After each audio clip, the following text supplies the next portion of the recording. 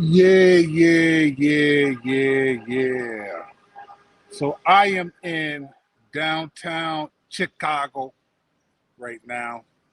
It's really interesting out here. You know, I'm from DC. That's my major city. So I don't get as many we don't have a lot of high rises in DC because the monument, they don't want any building to be taller than the monument. So it's always dope to come to other cities. So as you can see, I'm in Chicago. Let you see some of the sites right here. I'm just doing a little photography right now, wasting a little bit of time. This isn't one of like the craziest spots in Chicago to be in, but it's cool to be here. But I thought I'd just give some reflection real quick on Kanye West.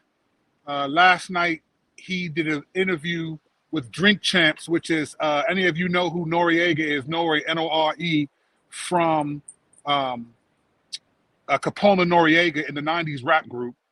They did, and he has a show called Drink Champs. And this was a big deal to get Kanye West, all right? Like, everyone wants to hear what Kanye West says. That's what I'm talking about, Norm. I shot you. I'm out here. Wait till y'all see what I'm putting out. But it's a big deal to get Kanye West, right? It's a big deal to get Kanye West on your show. No one has heard from Kanye at all, and all the stuff that's going on with since the album really dropped. His right now estranged wife Kim Kardashian. If the media is accurate, she's kind of dating this dude named Pete Davidson. All this stuff is going on. So when Drink Champs announced that they got Kanye West, this was a big deal. So the video or the interview was about 2.5 hours long, which is not unique for Drink Champs. They do about 2.5 hour videos on Drink Champs. I don't watch all of them, but when depending on who they have on Drink Champs, I'll check it out. Now, again, you're getting Kanye West in the midst of all this stuff. This is a big deal. No one's heard anything from him really since he dropped Donda and all the back and forth feud with Drake. So I'm watching this 2-hour interview. Now, mind you, don't forget, now many of us know that fall of 2019, Kanye West professed to be a believer. And many of us are excited. We were excited, not just because his salvation, but to have a big dog like that profess the faith and genuinely show some fruit, right? Genuinely show fruit of salvation. We all were excited. And he dropped Jesus is King, the album, and it was, I mean, I liked it. Some people didn't like it, especially the world. They're not going to like Kanye West talking about the Lord, right? So he dropped that. And then he dropped Jesus is Born. It was a more worship album around Christmas. And everyone was excited. And then there was a picture online of him and Dr. Dre talking about he's going to drop Jesus is King Part 2, where you thought Dre production, all that stuff is happening. So for the most part, we have defended Kanye West as a believer. Many of us have said, listen, give this guy some grace and all of that. I want to ask the question, because I know the question's already been asked. Is Kanye West still a believer? After watching the Drink Champs interview last night, it was a wild interview. Now, on one level, it was typical Kanye to go all over the place. But there were a couple things that I think we need to pay attention to. And the reason why I'm doing this video is because if Kanye West is a believer still, then what he says and does, whether we like it or not, is going to reflect on how people view us as believers, right? He's one of us. And especially if you were like me saying, give this man some grace, give him time to grow, all that stuff, right? But I'm watching this interview and a couple of things stood out to me, all right? Typical Kanye West all over the place, right? So you expect that. I think there were times where it was clear that Nori and DJ FNN were just letting Kanye West go. It was just like, don't interrupt this dude. This is Kanye West, all right? But there were some things that he was saying that I was like, man, you know, and again, we want maturity. You know, the one thing about the Christian life, man, the Christian life is not really linear, right? I mean, it is in terms of you're moving forward, but there's a lot of ups and downs. And we want to give grace for things. However, we don't want to give grace to people because they're famous so that you can just do whatever you want, say whatever you want, and we just accept that as that's just him. That's just Kanye, right? We want to at least say, okay, where do we see the fruits of the Spirit growing in this dude, right? Do we see the fruits of the Spirit growing in him? I'm telling you, they will judge Christians by how Kanye acts. I'm telling you. So as I'm watching the interview, a couple things stood out to me that I just want to put out there. And again, I'm nobody. Who cares? By the way, subscribe to the channel. Hit the like button for the algorithm. I'm saying, I hate when people tell you to do that before they tell you the good stuff. You don't even know if you like these dudes. And they talk about subscribe to the channel. But that was last episode. All right. So the thing that stood out to me the most was, and I wasn't surprised by it, but there were times it was cringe. There were cringe moments, a lot of cringe moments in this interview. Now, mind you, I'm thinking Kanye West is a Christian. I am not looking at this interview or him as the old Kanye or the Kanye that gave us a lot of classic albums. I don't care about none of that, and I don't think Jesus does. So I'm solely going off of evaluating Kanye West as I would any other Christian in any context. So let me just give you a warning. I'm not saying, oh, that's Kanye. Oh, he's a billionaire. I'm just going to give some observations based on what I saw. And if this ever gets back to him, which I know Kanye West, you follow me, I know you're gonna see this. One first thought I had was, and really was a concern, was the Kanye West. So 1 John 2, right, talks about the love of the flesh, the lust of the eyes, and the boasting of what he has and does. I thought it was concerning how boastful he actually was on the interview. Now, again, there's grace for that. I get it. You're a competitor. You make music. They're asking you questions. They want that, right? But at some level, for all of us, the fruit of the Spirit has to take shape. So I'm watching this thing, and I'm seeing him, and he's really, really boastful, right? There's a dude over here. I don't know. He's just checking us out. Say what's up to this dude. He's just in the live feed. That's how we do it. Downtown Chicago. I'm in Chicago right now. All right. So I'm watching this thing, and I'm looking at like, wow, this dude is really, really boasting a lot. And what was interesting about the boasting was he was comparing himself and distancing himself from other people. Now, mind you, he made a big spiel about the class system is the problem in America, right? The class system is the problem. It's too many focus on rich and poor. And then he spent a good bit of the interview at different points in times saying how rich he is. At one point, he told this story that he had Jay-Z, Beyonce, Kim Kardashian, Drake, and one or two other people on a group text. And he said in the group text, I'm worth more than all of you combined. I have no idea if that's true or not. I don't know how much Kanye West makes. It doesn't matter to me because he won't loan me $1,000 for nothing, right?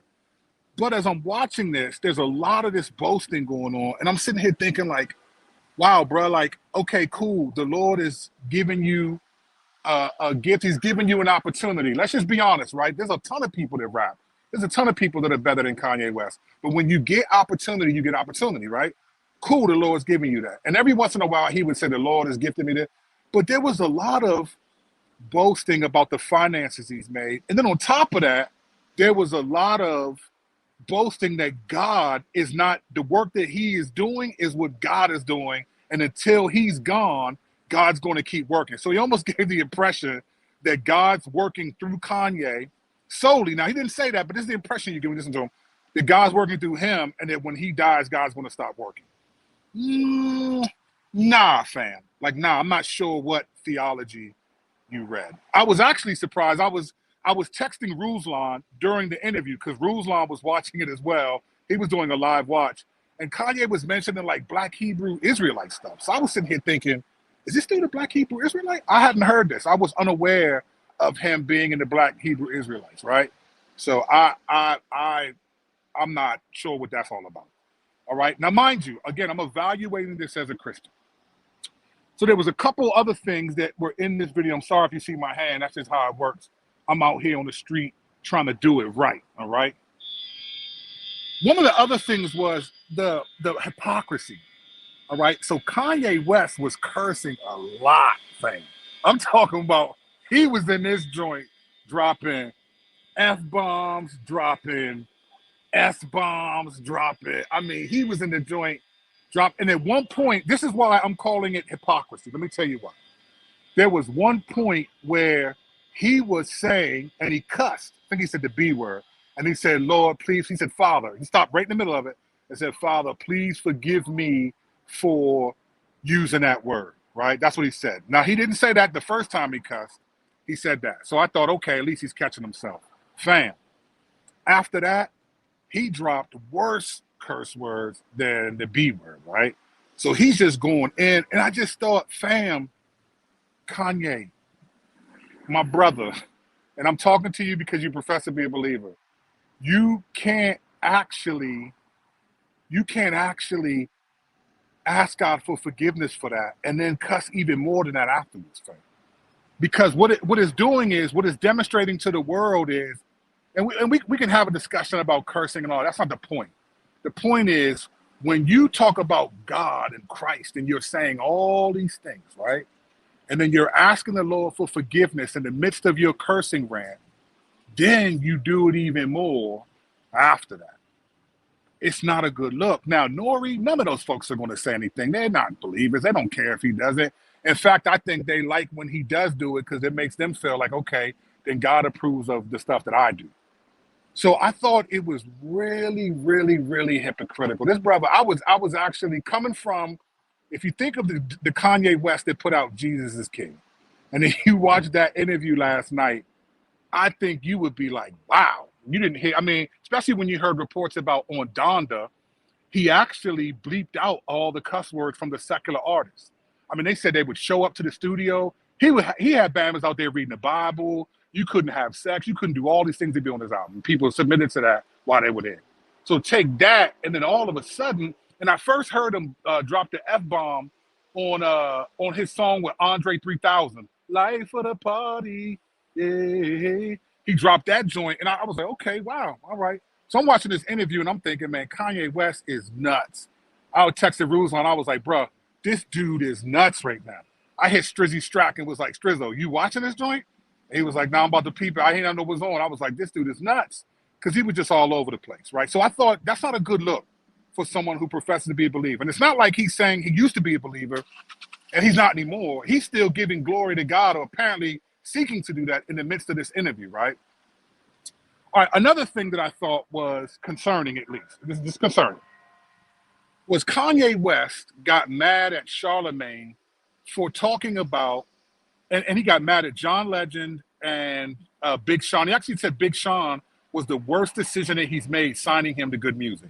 And the main reason why, he said, because when he was running for president, that people, those guys who are his friends, they mocked him in the media.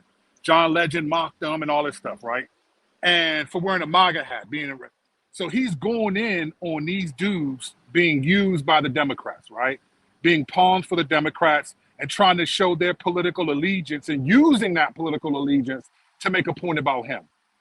Here's the problem with that for me personally. Fam, you were in the White House with Donald Trump. You were hugging this dude, said that the MAGA hat made you a superhero, and you were giving this dude hugs like this dude is the man. Now, this isn't a political rant. I don't care who you vote for. I think the lesser of two evils is still evil to me. That's a whole different conversation. But when you're going to go in on other people for their political affiliation and they're being used by the politicians, didn't you say that Candace Owens, and I don't know how many of y'all remember this, Candace Owens was with Kanye or at first when he was coming out talking about MAGA. Like he was promoting her heavy because she's a black woman as well, right? You know, I'm keeping the dude in the background on purpose. That's how you do it. It's like photography, you want that extra push. You want that person to give it life, give it some junction. This dude, he walked away because he heard it. He probably gonna ask me for a couple of dollars. It depends on how he does in this video. I might say yes or no. But anyway, Kanye West, it was like, fam, you were saying that you're being used by Candace Owens and the Republicans. Although Candace didn't make you say anything about slavery was a choice. She didn't make you say any of that stuff. You went on this rant and then you blamed everything on mental health. Everything on mental health. Now, which brings up the next concern for me. Listen, my son has autism, right? My son is 12 years old. He's on the autism spectrum. By God's grace, he's not on the far end, but he's on the autism spectrum, okay? Yeah, I'm going to pay this dude an extra in the video. Although he's not following the director right now. Look at this dude. Where you at, man? What you doing, man? What you doing, fam? What you doing, fam? What are you doing, fam? So look, my son's on the autism spectrum. He's 12 years old. That's my dude. I love him. even he has enough sense to know that his mental health doesn't excuse him from his character, right? Like, so Kanye West will boast that he has bipolar disorder. I think he called it a superpower, all these things. We get it, fam. We get it. It's clear watching you talk that they have mental health issues. I mean, he was all over the place. But the question I have for him and anybody else, does mental health issues, does it excuse the responsibility to honor the Lord? I don't let my son do whatever and not ask for forgiveness because we're growing up in a Christian household. You can't just do whatever. And I feel like Kanye West will do all these things that are sinful in speech, sinful in action, and then blame it on mental health. And we're all like, yeah, man, we want to get mental health. We don't want to go after people with mental health. But listen, you cannot use mental health. Whatever medication you're on, you still have an obligation to honor the Lord, right? We still got to do that. It's not like, oh, okay, I'm bipolar, so I didn't mean to say this, but I said, okay, there's grace for that, but we gotta keep it 100, man. You can't just do whatever because you have mental health issues. So I was concerned about that. And then I think the last thing I'm gonna say here is the overall thought I had was, is Kanye West still a Christian? Here's what I would say. I'm just evaluating this. I'm not trying to take away grace. I'm just evaluating this based on just how it works. At the very least, we need to pray for Kanye West. And I mean, I'm talking about seriously. Like, I need to do this for real. I'm in his city. So as I'm riding around, just in case y'all don't know, I'm listening to that new Chris Jones Note to Self joint, blasting that, riding around downtown Chicago. That's how we do it, baby. And you know I'm blasting Kirk Kennedy too. Windows down and it's cold. I don't care. I'm fat. I can take the coldness. But I'll say this for him. I think for Kanye West and how we view Christians like that who are in the public square, who have more influence and money and things that we have, one, you don't get a pass because you have mental health or because you're rich, and you're not unique in that sense. You have a different cross to carry than I do, or maybe other people, but you don't get a pass on obedience. You don't get a pass on the fruits of the Spirit because of that. So is he a believer? I think we need to pray for that brother. We need to pray significantly that if he's genuinely converted, that really takes hold, and that whoever is discipling him, or that he seeks real discipleship. Because my concern for him, at the very least, is that his, listen, man, when the Holy Spirit moves in, Adam doesn't move out, right? So the Adam is still living in us. We just got two roommates now. We're trying to listen to the other one more than the old one, right? The new one. The Spirit moves in, but Adam doesn't move out, right? So Kanye West still has to deal with the Adamic nature within him. And that Adamic nature was boastful, it was proud, it found its value in money. And it was so hypocritical for him to talk about class and needing to uplift black people, saying stuff about white people a lot. It's like Kanye. And then all the name drops that he was naming, the head of Google, I was with, I'm friends with the head of Twitter, and I'm friends with this guy and this guy. They were all white people, man. So I think at the very least, we need to pray for Kanye West. And I'm not going to judge whether or not he's actually a Christian in terms of, but I will say this, we can judge the fruit that a Christian bears, right? We can't judge his eternal destination because God is working. We don't want anybody to judge us. You catch us in a bad moment, we'll look like we're not saved. But I do think it was really concerning. I do think because he's a high-profile Christian, the hypocrisy that he demonstrates will further fall back in our laps, whether we want it or not. And we need to be praying for that brother and be willing to say what's true and what's not, and not just give him a pass because he's Kanye and he's got classic music, or that he's a multi-billionaire. Man, we all know that means nothing before God. We know that.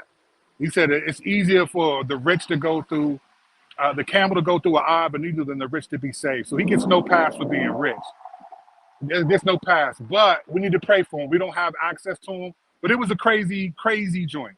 Now, because I'm holding this, I can't really read the comments because I'm hand holding this. So if it was a little shaky, I apologize. There are no earthquakes in Chicago. I'm just hand holding this, sitting on a stump that feels more like a triangle in my butt. So this joint hurts, but I'm doing this for the algorithm. All right, y'all. I'm out of here. It's Kirk Kennedy. I'm in Chicago and Michigan until Monday, doing some speaking and stuff. Appreciate y'all prayers. Don't forget to pray for Kanye West. Don't forget to subscribe to the channel. If you're watching this on YouTube, go to Kirk Kennedy's Corner YouTube page, subscribe to the channel. The cross-examine episode that we did on Wednesday night will be up a little bit. We had a technical difficulty. I actually, Shaq just forgot to put that joint up. That's what happened. You know what I'm saying? So, but that'll be up in the next day or so, the audio version of it. If you watched it live, check it out. Appreciate y'all. We'll see y'all soon. All right? Kirk Kennedy, Chicago. I'm out of here.